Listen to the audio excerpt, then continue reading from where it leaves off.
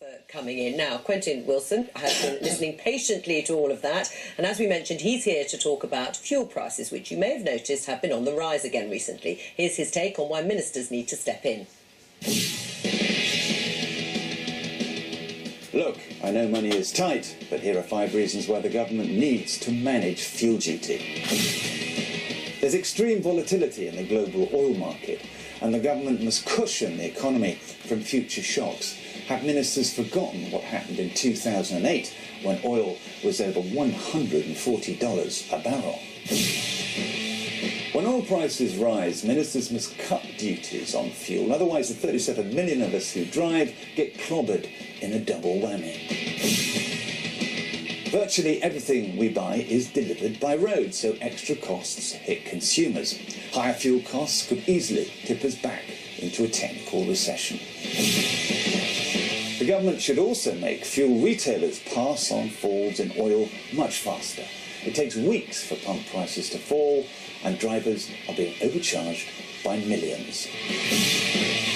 Our economy is showing clear signs of weakening. Rising transport costs are the last thing we need right now. And those are my 5 reasons why.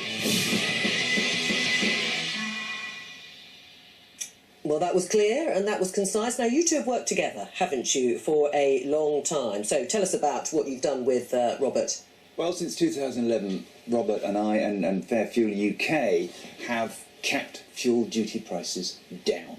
We've put a lid on all those escalators that Alistair Darling wanted to enact, and this has stopped us having £1.65 a litre prices. So we probably saved £100 billion in fuel duty across that period of time. So it's a really good achievement. But is he, Robert, losing the battle now in government? Not that you're necessarily in the government, but losing the battle lobbying cabinet ministers about doing something on fuel duty?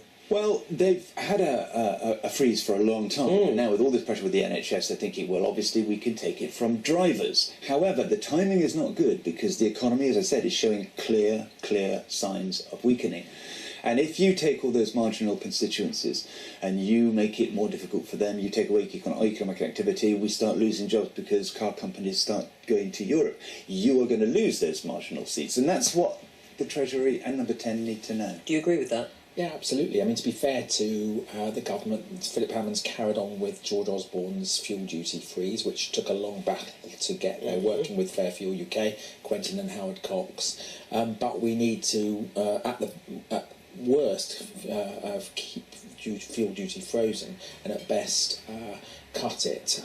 Because, for example, if you cut it by 3p, you would increase economic growth by 0.7%, hundreds of thousands, over 100,000 new jobs. That's quite a lot. And the Treasury have agreed with these figures. And that's right, but you said that the NHS cash boost you agree with too. So which tax rises will have to be brought on voters? It certainly shouldn't come from hammering hard-pressed motorists. I mean, we have a car economy. As Quentin has said, it doesn't just impact on car drivers, it impacts on fuel prices, it impacts on bus prices, it impacts on food and inflation and companies who have to pay a lot more. So where should they come from? How would you pay for that cash boost that you're in favour of? I don't have a simple answer for you on that. I hope that we'll get some response by the budget. That's what Jeremy Hunt said yesterday. I do think we need to look at some sacred cows, possibly cut the overseas development budget by a significant amount in order to put that money towards the NHS. I don't mind taxing those people who are very well off getting more taxation, but I certainly don't think that we should raise taxes on the lower paid in order to pay for the increases in the national. Right, so you're suggesting cutting the international petrol prices aside, the NHS looks like it's going to trump any cause you may be presenting to ministers on fuel prices. Well, you reduce taxes on fuel, you create more economic activity. It's expensive though, isn't it, freezing fuel then duty? You can raise corporation tax because it's created more wealth, more money, more profits. That can help. And this is what they need to look at.